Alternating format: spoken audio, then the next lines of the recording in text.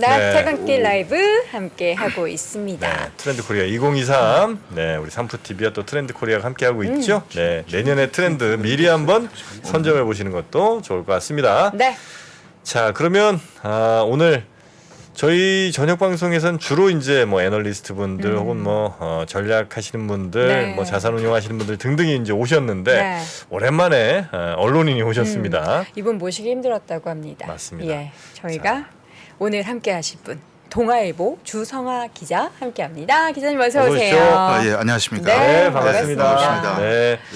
우리 기자님께서는 주로 이제 동북아 정세, 특히 이제 북한, 중국 이쪽을 이제 아주 집중적으로 많이 보고 계시다고요. 예, 그렇습니다. 네.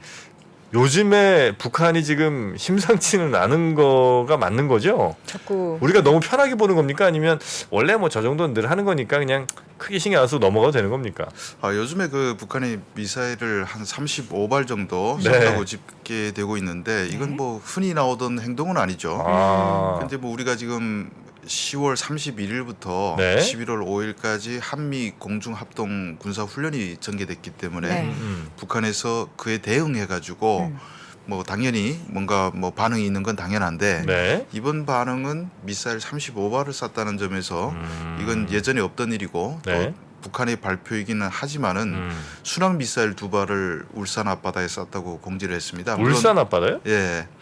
우리 합참에서는 부인했는데 그런 일이 없다. 북한에는 쐈다. 지금 이런 상황이긴 한데 어쨌든 그 강릉 쪽으로 향해서도 또 북한이 그 NLL 이남을 네. 넘어서 휴전 이래 최초의 미사일 발사한 것도 이번이고요. 네. 그래서 과거보다는 수위가 훨씬 높다라고 볼 수 있습니다. 뭐 어느 정도로 가깝게 뭐 이제 여러 말씀들 중에 이제 제가 이거 되게 충격적인데 울산 네. 앞바다라고 한다면 사실 뭐 어느 정도 가까운지는 잘 우리 모르겠습니다만 영해 말고요. 영해 뭐 12해리 안쪽을 우리가 영해라고 하는데 네. 그 밖에 영해 밖에. 설령 공해상이라고 그렇게 볼수 하더라도 있습니다. 예. 만약에 미사일을 쏠 그러면요. 때는 예. 그 근방에 운항하는 뭐 배들이나 그쵸. 어선도 있을 수 있기 때문에 반드시 네. 알려줘야 되잖아요. 네, 뭐 그렇습니다만은 우리도 그 대항해서 북한 그 앞바다에 쌌기 때문에 그때도 우리가 통제 없이 쏘죠. 그러니까 뭐 이건 뭐 근데 그건 피차 정당방위잖아요.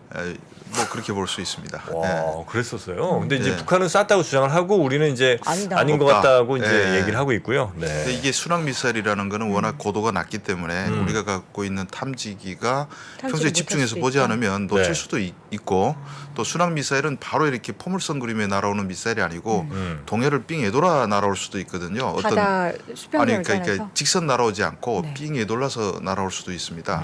좌표를 어떻게 입력했는가에 네네. 따라서. 그래서 뭐 저는 뭐 북한에서 진짜 쐈는지 뭐 북한 말은 뭐 또 뻥카들이 많아가지고 확실히 믿을 수는 없는데 네네네. 우리가 또 아니라고 하니까 우리 합참의 발표에 더 무게를 실어주고 네네. 싶습니다만은 네. 뭐 쐈을 수도 있는 거죠. 예. 근데 일단 그 북한이 이제 35발 정말 이례적으로 많이 쏜 거잖아요. 그래서 올해 전체적으로 쏜 게 한 35발 정도 되거든요. 올해 전체. 예. 최근에 네. 쏜 게 이번 빼고요. 네. 그러니까 올해 전체 쐈던 올해 35발 또 상당히 많은 건데 네. 그거 빼고도 이번에 그 나흘 동안만 35발을 또 쐈습니다. 그래서 아. 올해 전체 70발을 쐈다고 그래요. 와, 예. 너무 아니 많이 우리가 쏜네. 미국과 훈련한 건 사실 뭐 예전부터 했던 거고 예. 뭐 그 훈련의 내용이 얼마나 더 북한이 위협적으로 느꼈는지 모르겠습니다만 이 정도로 이례적으로 많이 쏠 이유가 뭡니까 북한이? 제가 봤을 때는 네. 그 뭐 이번 미사일 발사를 보면서 저는 그 북한의 입장에서 그 강한 짜증을 느꼈습니다. 강한 짜증이요? 예, 물론 이게 우리가 지금까지 문재인 정부 들어서 뭐 이럴타 할 뭐 한미 군사 훈련 진행하지 않았죠. 그러다가 이번에 윤석열 정부 들어서서 연합훈련 연속으로 하고 있습니다. 강도 높게. 네. 그래서 이번에도 B1 그 폭격기도 들어오고 미군 비행기부터 시작해가지고 강력한 우리가 훈련을 하고 있는데 이게 그 문재인 정부 들어서 안 하던 훈련을 우리가 또 엄청 폭이 강도 높게 진행하고 있으니까 북한도 대응도 아주 강도 높게 자기들도 대응한다고 볼 수 있고 그렇기 때문에 기싸움에서 밀리지 않겠다 이런 의도는 보이지만은 여기에 플러스 해가지고 제가 뭐 북한에서 쭉 살아왔고 한국 와서도 20년 동안 북한 계속 지켜보고 있지만 네네. 이번 훈련은 과거하고 비교해 봤을 때 강한 짜증이 느껴진다라는 점을 제가 지적하지 않을 수 뭐에 대한 북한이 짜증나냐? 뭐에 대한 네. 짜증인 거예요? 그러니까 지금까지 잘 살아왔는데 네. 갑자기 그 훈련 강도가 높아지니까 네. 원래 이게 우리도 따라해야 되거든요. 북한도. 왜냐하면 원래 대응 원칙은 한미가 훈련할 때 한반도 상공에 비행기 100대가 난다 그러면 북한도 100대가 떠야 됩니다. 아, 똑같이. 그런데 북한의 경제력으로 봤을 때 어느 순간부터 똑같이 대응을 어렵다. 못 하고 있습니다. 그러니까 이번에도 항공 공중 훈련인데 네. 그럼 북한에서 항공으로 받아줘야 되는데 북한에서 할 수 있는 게 미사일밖에 쏘는 것밖에 없어요. 포 쏘거나 미사일밖에 없거나. 네. 우리가 기동 훈련한다고 그러면 북한도 기동 훈련 해야 되거든요. 근데 북한은 연료난도 그렇고 또 심각하게 문제되는 게 뭐냐면 북한이 갖고 있는 장비들은 다 고물입니다. 사실상 거의 뭐 환갑이 넘은 고물들이 태반인데 북한이 이렇게 기동 훈련하다가 장비가 고장 나거나 뭐 북한 도로도 안 좋지 않습니까? 가다가 굴려 먹으면 그게 없어지는 거거든요. 네. 근데 그 보충하려면 그게 돈이 얼마입니까? 근데 과거에는 보충이 됐는데 지금 북한의 경제력으로 봤을 때 없어지면 그냥 없어지는 거거든요. 채우지 못해요. 그러니까 이쪽은 경제력 가지고 승부하는데 네. 자기들은 따라가지 못하니까 그나마 자기들이 할 수 있는 게 포사격이나 미사일처럼 쏘는 것밖에 없어요. 그러니까 이번에 그냥 강하게 본때를 좀 보여주겠다 하지만은 이런 것도 뭐 한두 번이지 뭐 몇 번 1년만 더 하면 북한도 미천이 있는데 네네. 네, 너무 많이 써버렸죠 이번에. 예. 그러게요. 그래서 북한 입장에서는 부담스러운 거네요. 북한이 네. 쏜 미사일 뭐 이제 정확하게 그 평가하기는 좀 어렵겠습니다만 역시 그 쏜 미사일 이제 돈 가치로 좀 환산을 해보면 북한의 거의 뭐 엄청나죠. 1년 예산의 절반 정도 될 것 같다는 이제 분석도 있긴 하던데 네. 경제적으로 그 정도 쏘면 북한도 당연히 뭐 휘청까지는 몰라도 꽤 부담은 많이 되는 거죠. 지금 그렇진 뭐 않나요? 예, 꼭 그렇지는 않습니다. 지금 한국 언론에서 네. 북한에서 뭐 미사일을 쏘면 식량 몇 달분이 날아갔다 네. 뭐 이런 식으로 분석을 많이 합니다. 이게 옛날부터 계속 그러는데 저는 이 의견에 동의를 하지 않습니다. 왜냐하면 그렇게 미사일이 비싼 거 아니에요. 좀 뭐 요즘 뭐 어떤 언론 봐서도 북한에서 올해 들어서 쏜 미사일이 8,500원으로 치다. 이번에 35발 제외하고 이전에 9월까지 쏜 게 8,500억 원이라고 했는데 그 7억 달러거든요. 네. 그럼 이번에 35발까지 하면 그러면 14억 달러를 샀다는 건데 그건 말이 안 되는 얘기거든요. 더 저렴한가요? 그러니까 북한 미사일 생산 가격은 우리가 생각하는 거하고 완전 달라요. 왜냐하면 일단 인건비가 공짜 아닙니까? 북한은 100원만 주면 돼요.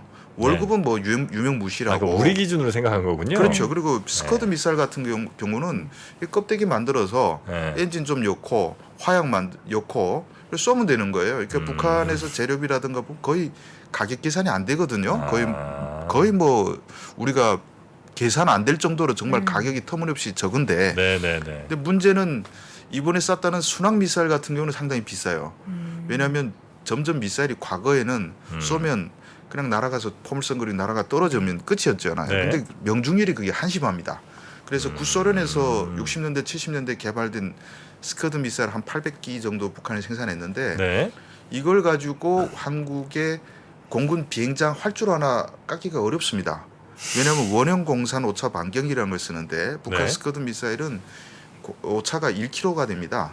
1kg요? 예, 그러니까 동그라미를 쳤을 때 반경 1km 안에 떨어질 확률을 말하는데 네. 정확한 뭐 10m, 20m 우리는 지금 뭐 거의 깃발대 꽂아놓은 데 들어가지 않습니까? 네네네네. 스커드 미사일은 유도 장치가 없기 때문에 쏘면 그냥 1km 안에는 떨어질 것 같다라고 조준 보는 잘하면 거예요. 뭐 그 정도. 그러니까 대충 해서 쏘면 네. 관성이 날아가니까. 네. 근데 최신 미사일들은 반도체 덩어리거든요. 네. 대신 그 정확도를 보장하는 것만큼 안에 칩들이 엄청나게 많이 들어갑니다. 네. 근데 이런 칩의 결정판이 순항 미사일입니다. 순항 미사일은 사실상 무인기나 마찬가지라고 볼 수 있는데 그러면 무인기라는 것은 그 엄청나게 많은 전자부품이 들어가죠. 네네네. 근데 북한이 전자부품을 생산 못합니다. 못할 뿐더러 또 북한은 제재를 받고 있기 때문에 마음대로 수입도 잘 못하고. 데 들어올 수가 없기 때문에 네네. 그 조달 비용이 다른 나라에 비해서 2배 이상 비쌀 수밖에 없어요. 그래서 제가 봤을 때는 북한이 순항 미사일을 만들었다. 네. 그러면 뭐 2017년에 우리가 청와대 무인기 들어왔을 때 얼마나 조잡했습니까? 근데 한 3년 동안에 만들었다면 높이 평가할 수는 있는데 대신에 거기에 엄청난 비용이 들기 때문에 아마 수제로 몇 기는 만들었을 것 같은데 그걸 이번에 다 써버리면 네. 또 만들려면 보충하기가 너무 어렵다는 거죠. 북한은. 네, 그래서 이번에 북한의 대응은 비용이 많이 들어간 비용이다라고 볼 수 있을 것 같습니다. 네네네. 그 북한이 이번에 이제 ICBM도 뭐 쐈다고 하잖아요. 네. 근데 그게 이제 뭐 결과적으로는 썩 그렇게 좋은 성능은 아니었던 것 같긴 한데 예. 그거는 이제 미국 입장에서도 굉장히 좀 부담될 수는 있잖아요. 네. ICBM 발사는. 네. 이거는 무조건 이제 미국에 대해서 뭐 대화를 하자거나 혹은 뭐 경고를 한다거나 이런 목적이라고 봐야 되는 거죠. 북한의 그렇죠. 이번 ICBM 발사. ICBM. 예, 뭐 한국을 겨냥해서 쏠 ICBM을 리는 없고. 만들 리가 없고 네. 그런데 또 미국을 겨냥했다고 하기에는요 너무 조잡한 ICBM이라고 볼 수 있는데 아 그래요?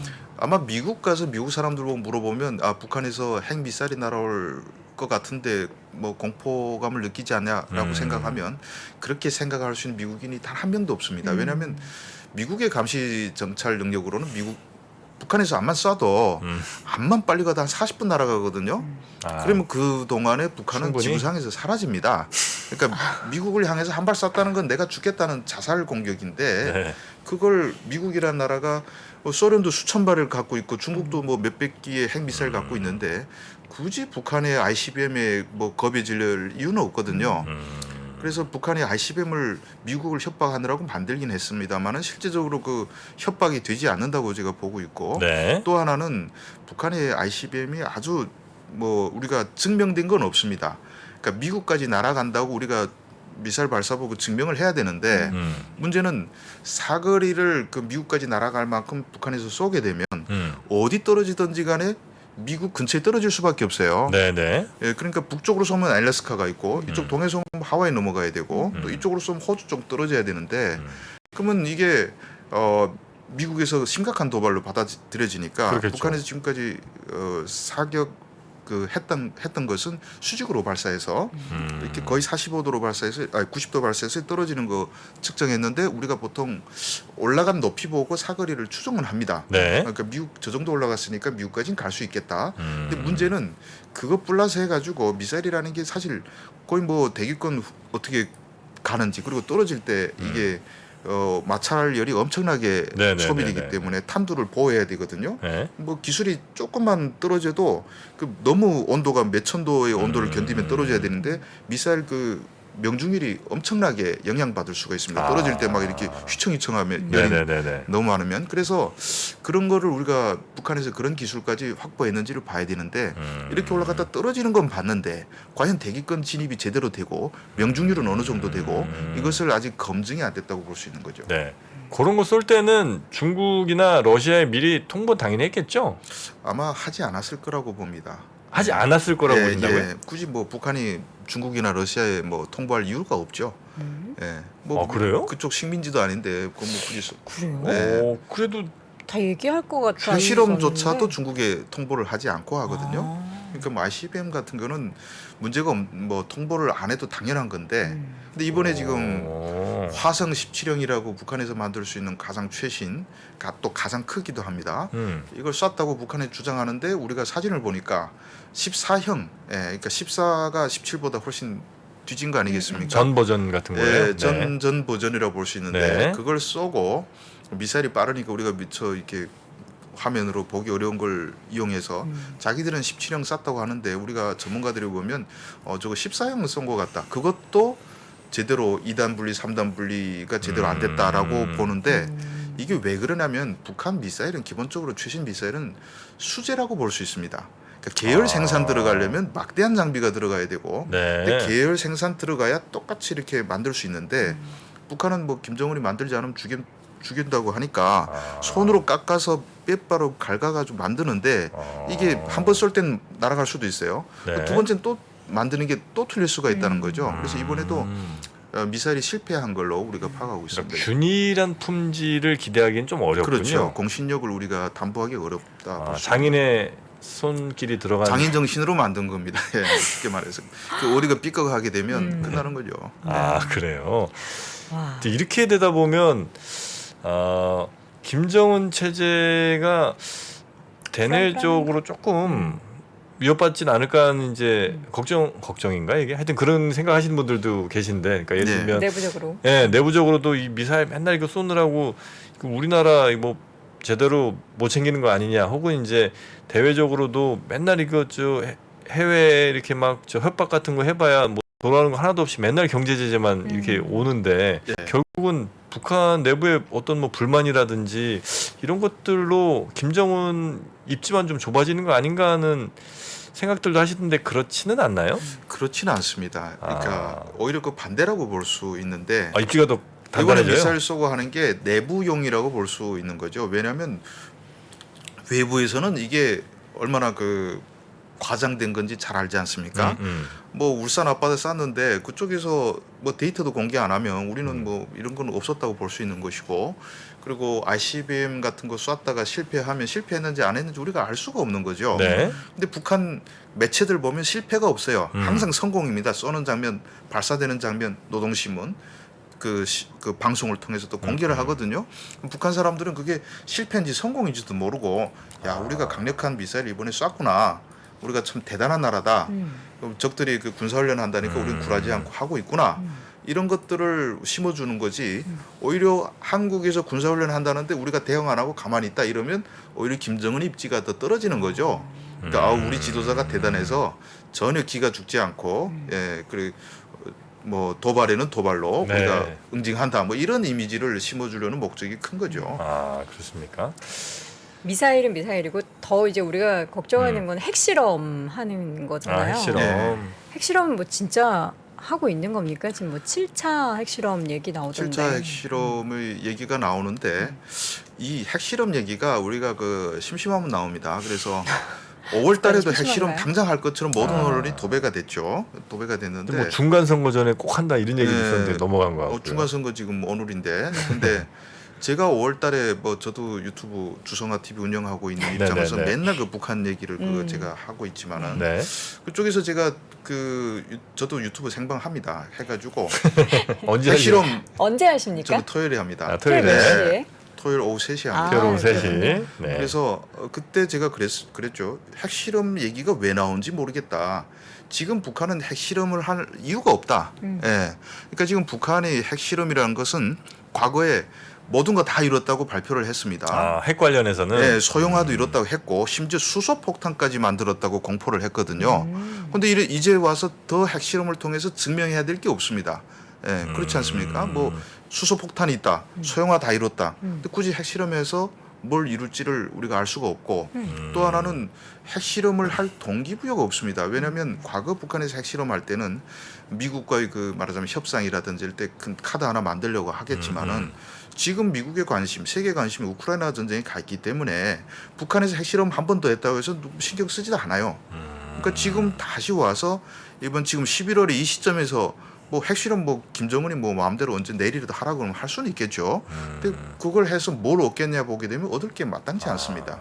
예, 그래서 저는 왜 핵실험 소리가 그 없어질만 하면 자꾸 나오는지 제가 모르겠습니다. 핵실험 자체로 뭔가를 더 입증할 건 없지만 예.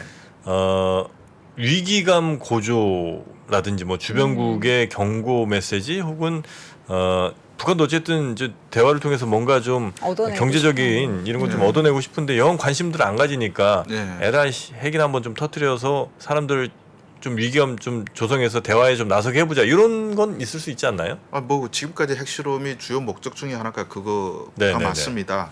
그러니까 미국이 자꾸 그 관심을 중동에 가지고 있고 자꾸 돌봐 안 주니까 뭐 핵실험 자꾸 가져. 해가지고 우리를 좀 봐달라는 메시지를 줬는데 이번에도 뭐 그런 의미라면 뭐 할 수는 있겠습니다만은 문제는 지금 미국의 사정이 핵실험 6번 했는데 뭐 한 번 더 한다 해서 뭐 문제가 있습니까? 그러니까 별로 약간 돌아볼 여유가 양치소년 없어요. 느낌이네요. 예.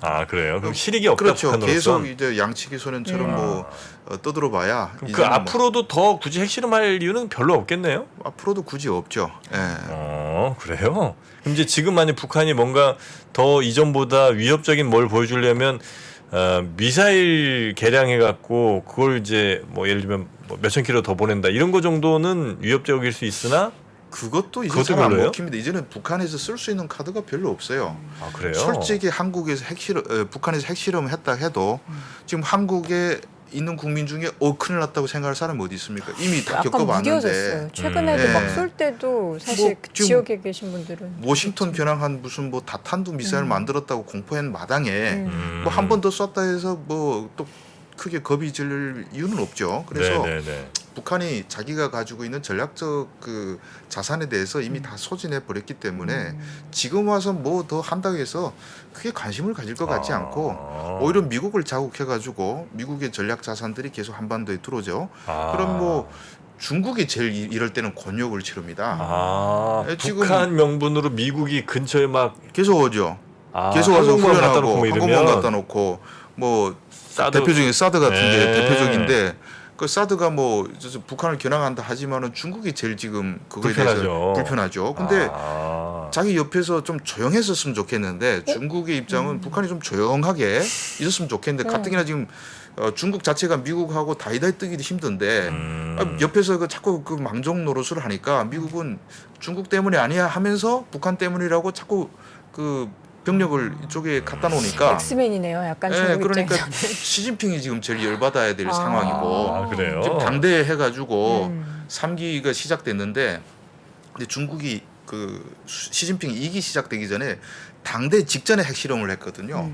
그래서 그때 시진핑이 엄청 열받았죠. 우리 지금 그래요? 축제를 하는데 거기다가 지금 그러니까 1기 집권해서 시진핑이 정부를 그 이제부터 내가 시작된다 해서 2월 달쯤에 선포를 했는데 그때 북한에서 핵실험하고 그다음에 저번에 19기 당대 직전 한 달 전에 핵실험을 하고 이번에도 또 당대 끝나자마자 또 핵실험하면 중국이 좋게 봐주겠습니까? 오히려 그 김정은으로서는 자기 무덤을 파는 꼴이죠. 그래요. 그나마 중국이 밀어도 안 주면 북한이 큰일인데 네. 가장 큰 우방 자꾸 그 자극하면 좋을 노릇이 없죠. 예. 근데 왜 하는 걸까요? 중국하고 커뮤니케이션은 그래도 우리나라보다 더 잘하고 있을 줄 알았는데 오히려 중국의 심기를 건드리는 네. 북한의 속내는 뭐죠? 중국의 심기를 건드릴 필요가 있을 때는 건드립니다. 북한에서. 그래서 중국의 약점을 알기 때문에 중국은 북한의 붕괴를 바라지 않습니다. 절대. 예, 그래서 야 우리가 당신들이 식량 지원 해주지 않으면 우리가 죽는다. 할 때는 우리도 이판사판이다 모른다 뭐 이래가지고 막 긴장 고조시키면 심기 건드리는 게 오히려 먹힐 수도 있어요. 맞아요, 중국에서 맞아요. 야 좀 가만히 있어 뭐가 부족해 줄게, 우리가 줄게, 배고파 줄게. 죽겠어 그래 쌀 좀 줄게 연료 좀 줄게 할 수가 있는 거죠. 그러니까 북한은 뭐 항상 벼랑 끝 전술 없을 때는 네네네. 그러니까 이게 뭐 중국을 향해서 우리가 꼭 한미를 향해서 한다고 보지 말고 중국을 향해서 하는 경우도 메시지일 수도 많습니다. 있다. 예. 그럼 지금 북한은 여러 제재가 다 걸려 있잖아요. 그래서 뭐 제대로 뭐 공식적으로 수입하거나 이게 지금 많이 불가능한 상황 아닙니까? 예. 경제적으로 되게 어려울 것 같은데 아니면 식량도 그렇고요. 예. 어떻게들 해결하고 있습니까? 식량 사정이 상당히 안 좋긴 합니다. 네. 예, 그래서 그 원래는 그 모자라면 중국에서 뭐 수입도 했는데 네. 지금 그게 막혔습니다. 왜냐하면 지금 중국은 제로 코로나 정책을 실시하고 있지 않습니까? 네. 그래서 이게 코로나 터지고 난 다음에 미묘한 것이 원래 그 중국에서 코로나 먼저 퍼졌으니까 북한이 다 막았어요. 중국에서 코로나 들어온다고. 아 국경을. 예, 꽁꽁 막았는데 네. 근데 5월 달에 북한에서 집단 감염 사태가 벌어졌지 않습니까? 네. 그래서 한 두세 달 뭐 엄청나게 뭐 발열자라고 북한은 체크할 네네네. 수 있는 수단도 없어서 그냥 발열자로 집계를 하는데 음. 열이 안 나는 코로나 환자도 많지 않습니까? 그렇죠. 그러니까 도대체 몇 명이 걸리고 뭐 어느 정도 사망했는지 알 수가 없어요. 음. 그래서 이제는 한번 싹 쓸고 지나갔으니까 이제는 북한도 이제는 뭐 우리 열어도 되겠다 해서 열려고 보니까 이번엔 중국에서 막는 거죠. 야 북한에서 코로나가 들어올 수 있다. 그래서 단둥에다가 북한 쪽 창문도 열지 말라 지시가 떨어졌습니다. 왜냐하면 코로나가 바람에 날려올 수 있으니까. 네. 그러니까 김정은이가 나와서 뭐 좀 사오려고 해도 중국에서 열어주지 않는 거예요. 진짜 기묘한 의약품 같은 거는 들여 보내주는데 네. 딱 막아놨습니다. 그러니까 지금 북한은 셀프로 이제 봉쇄를 하다가 좀 열려가니까 중국이 막아주고 하니까 이걸 풀지 못하는데 이런 상황이면 그냥 굶어 죽겠죠. 올해 농사 작황을 봐야 되겠지만은 물론 지금은 가을이라 식량 가격이 떨어졌습니다. 그래서 지금 북한이 선택할 수 있는 여지는 무조건 러시아 편에 가붙는 거죠. 러시아. 예. 그래서 러시아한테 지금 올인했다고 볼 수 있는데 좀 바쁜데. 러시아가 지금 그 전쟁을 네네. 하고 있는 와중이긴 하지만 근데 러시아가 그 이번에 그 뭐 도네츠크라든지 이게 공화국 선포했을 때 그걸 네. 지지한 국가가 시리아하고 북한밖에 없어요. 네. 그건 뭐 러시아군이 가서 지원해 주는 데인데 근데 북한으로서는 이번 기회에 러시아가 원래 그 중국과 마찬가지로 전쟁이 벌어지게 되면 러시아군이 자동 참전 조약이 있었습니다. 그런데 소련이 붕괴되면서 96년도에 없어졌어요. 근데 그런 군사적 관계를 밀접히 가질 필요가 있습니다. 네, 네, 왜냐하면 북한군은 세계에서 유일하게 소련군 시스템을 아직도 사용하고 있는 국가입니다. 북한이요? 모든 장비가 소련제고요. 군사 교리 자체도 몽땅 소련제입니다.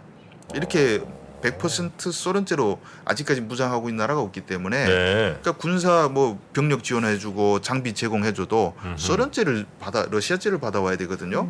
우리가 우크라이나도 미국에서 최신형 탱크를 지원해주고 싶어도 뭐 쓸 줄 모르니까 결국 미국이나 뭐 T-80 이런 구소련 장비를 지원해 주는 것처럼 북한도 미국제 갖다 줘봤자 쓰지도 못해요. 네네네. 소련에서 들여와야 되는데 지금까지 푸틴은 미국과의 관계를 의식해가지고 최신형은 안 줬습니다. 구형만 좀 주고. 구형만 하고 업그레이드 잘 안 시켜줬거든요. 네. 그러니까 지금 북한의 장비들이 다 지금 고물 수준에 가고 있습니다. 그래서 북한이 갖고 있는 가령 뭐 전투기다 하면 미그 29가 가장 최신형인데 네네.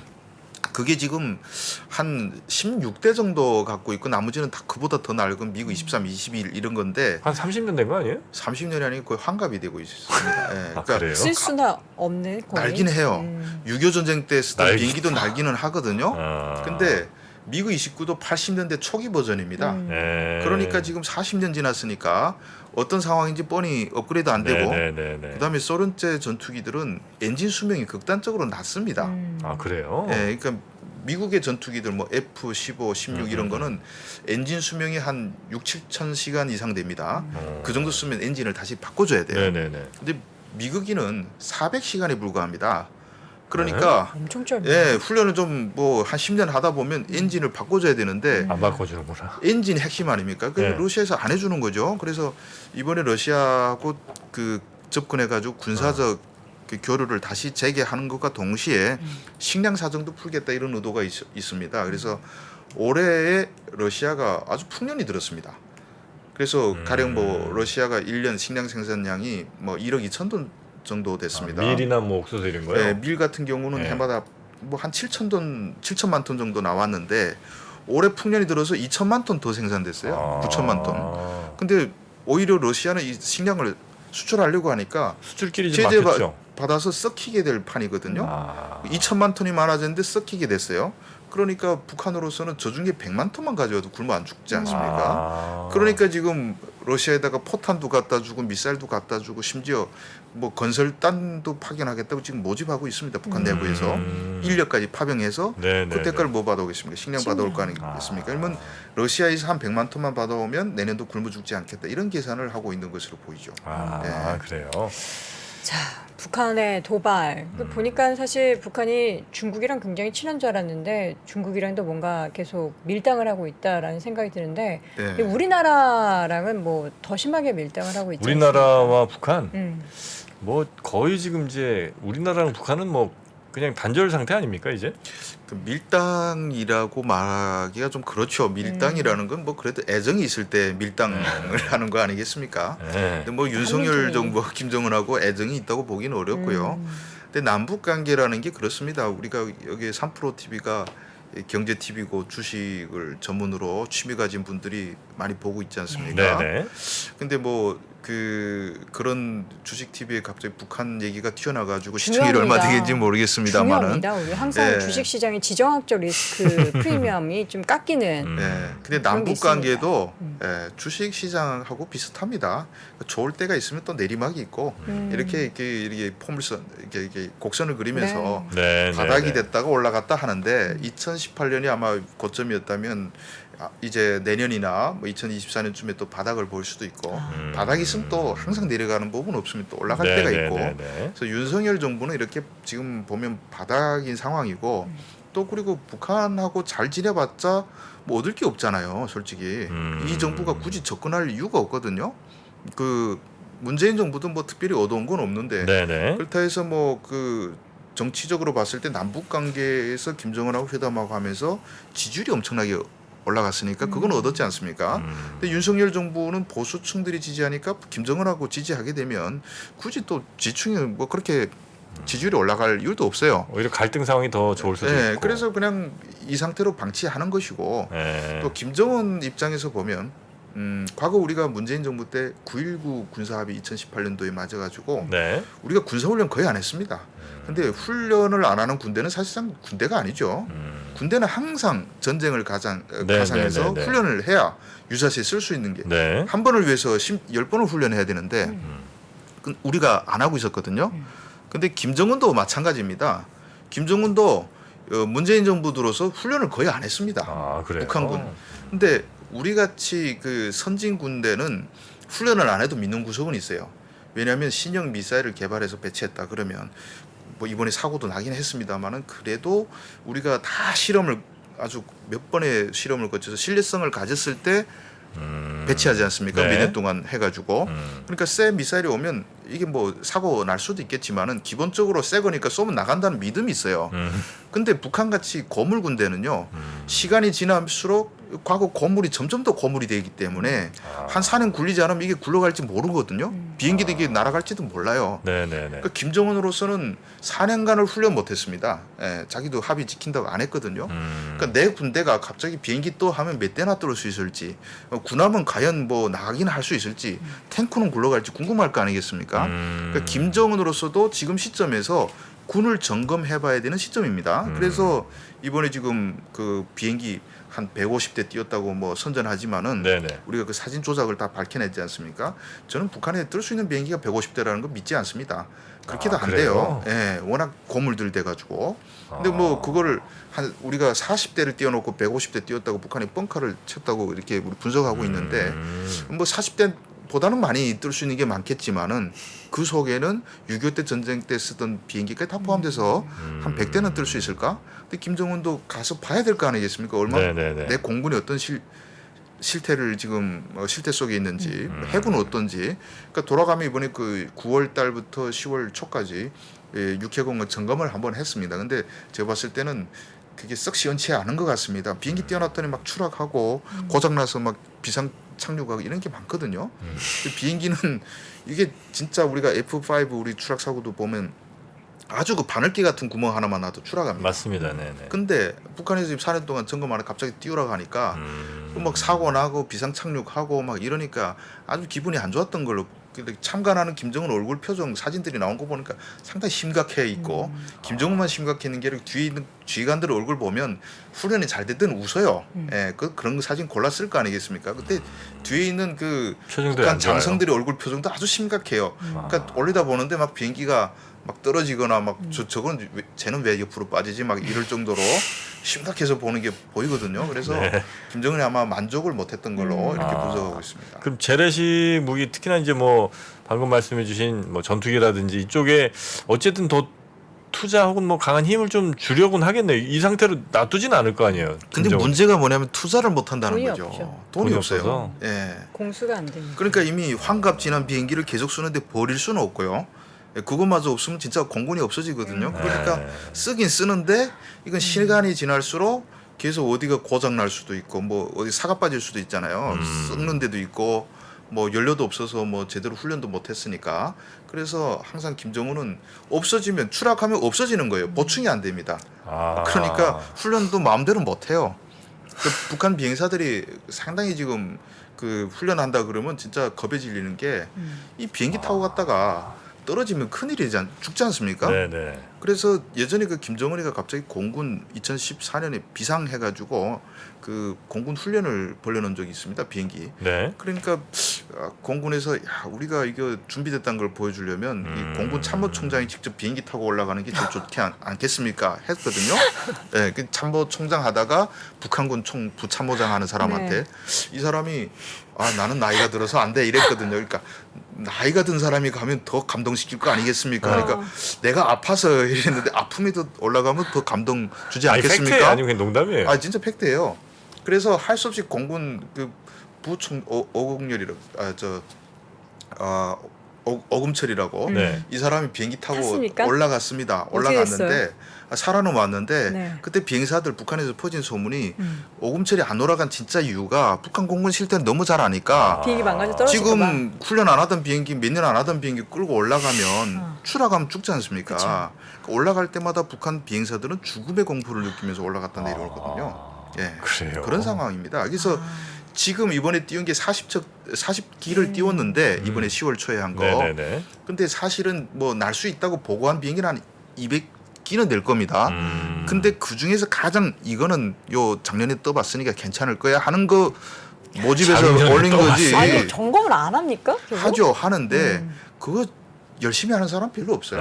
네. 그리고 아니, 또 뭐 전투기가 워낙 부품들이 굉장히 그 미세 부품들이 많아갖고 그거 조금만 네. 정비 잘못해도 진짜 문제 생기거든요. 근데 그걸 잘했대서 표창을 안 주고요. 근데 항상 배고프지 않습니까? 그러니까 아. 비행사들도 비행 한번 훈련하게 되면 의지가 없군요. 훈련하면 기름이 나옵니다. 어느 정도. 아. 그러면 훈련이 두 가지인데 그 땅에서 막 엔진 가동 시켜보는 시험이 있고 올라가서 1시간 떴다가 내려오는 시험이 있는데 네네. 비행사들은 그런 훈련을 아주 좋아합니다. 왜냐하면 상부에는 30분 돌렸습니다. 해놓고 실제는 한 10분 돌리고 기름 그래서 빼먹- 남은 기름 빼가는데 비행사들조차도 안에다가 조끼를 찹니다.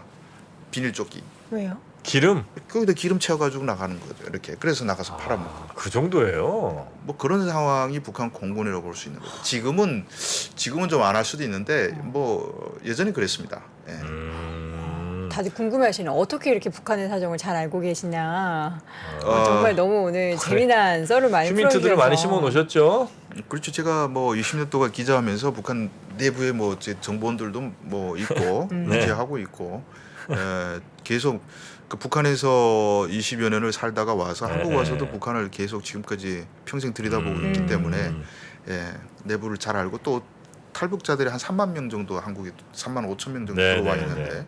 그러니까 최근에 들어온 탈북자들 만나면 또 계속 인터뷰하고. 만나가지고 새로운 정보 업데이트 어느 하시고. 분야에 있었다 그러면 그 부대의 실태가 어떻고 이런 걸 다 우리가 하는데 예전에 제가 알고 있는 탈북민 하나가 북한 탱크 부대에 있는 동생한테서 편지가 왔습니다. 네. 북한에서 이렇게 뭐 사랑하는 누나 해가지고 근데 저는 편지 5페이지 5장 그러니까 앞뒤로 하면 10페이지죠. 그거 봤는데 보다 깜짝 놀란 게 너무 웃긴 게 아니 그래도 탱크 부대에 10년 근무한 동생이 보냈는데 그 10장 5장 모두가 농사 짓던 얘기밖에 없어요. 올해 농사는 콩농사가 잘 돼서 이렇게 배부르게 살 수 있을 것 같아. 군인인데? 군인인데 현직 군인인데. 아. 그러니까 탱크병들도 가서 농사만 짓다 오는데 제가 그 전차병 하던 탈북자도 한 명 왔는데 10년 동안 탱크 몇 번 몰아봤냐니까 3번 몰아봤답니다.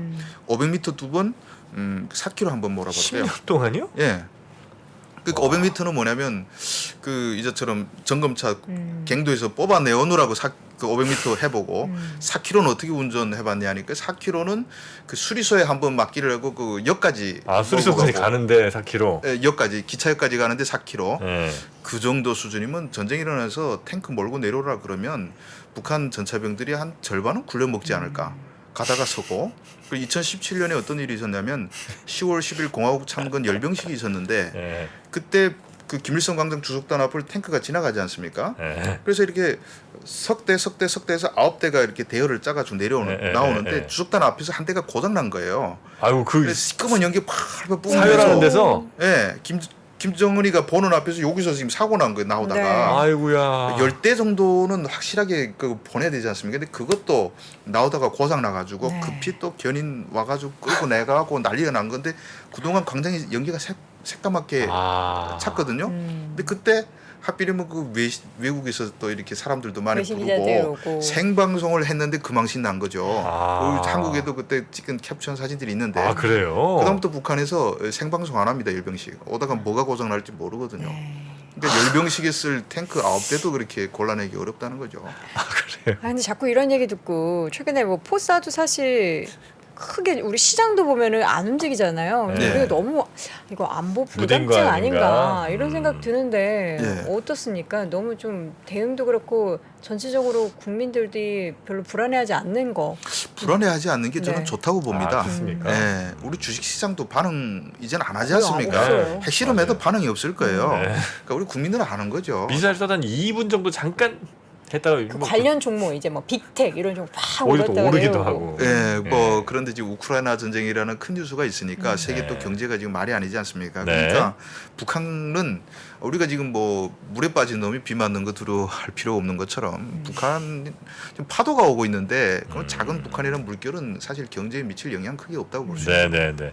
북한이랑 어떻게 앞으로 좀 될 거라고 보시는지 아니면 어떻게 해야 된다고 혹시 보시는지 짧게 한번 좀 말씀 주실 수 있을까요? 뭐 제가 뭐 해야 된다고 해서 뭐 이 정부에서 할 일은 없고요. 그냥 어떻게 할 거라는 짐작은 있는데 네. 지금처럼 그냥 갈 것 같습니다. 좀 갈등 관계로. 아니 그냥 내버려 두는 거죠. 아. 예. 북한에서 미사일 쏘는 건 뭐 우리가 자극한 것도 아니고 지들이 알아서 쏘니까. 그리고 또 많이 쏘면 좋지 않습니까? 그 비싼 거 자꾸 북한에서 쏴버리면 보충도 잘 안 되는데. 그러니까 뭐 소련이 결국 이렇게 군비 경쟁에서 망한 것처럼 북한에서 알아서 저렇게 미사일 많이 쏴주면 우리는 좋은 거죠. 바다에다 쳐여면 좋은 거죠. 예. 아, 이렇게 갈 가능성이 좀 높다. 네, 알겠습니다. 하여튼 우리 조성아 기자님 아주 오늘 말씀도 너무 재미있고요. 그러니까요. 아주 디테일한 얘기들 많아서 네. 아마 듣는 분들도 푹 빠지신 것 같습니다. 네. 한 번 더 모셔보고 싶어요. 썰 듣는 게 아주 재미가 쏠쏠하네요. 일단 뭐 조성아 그 많은 썰은 네. 그 이제 주성아 TV에 영상이 한 600개 올라가 있으니까 그냥 재밌는 썰이 많으니까 네. 와서 보시면 됩니다. 네, 알겠습니다. 알겠습니다. 자, 주성아 기자님의 토요일 라이브도 한번 저희가 잘 네. 재밌게 보겠습니다. 함께해 주신 동아일보 주성아 기자님 대단히 고맙습니다. 고맙습니다. 감사합니다. 저희 3프로TV가 우리나라에서 가장 많은 데이터를 분석하는 송기령 부사장과 함께 미래대학 강의를 선보인 지가 벌써 1년이 지났습니다. 대기업의 임원진들과 기관의 큰 프로젝트로만 제공되던 깊이 있는 통찰을 최초로 온라인을 통해서 공개했었는데요.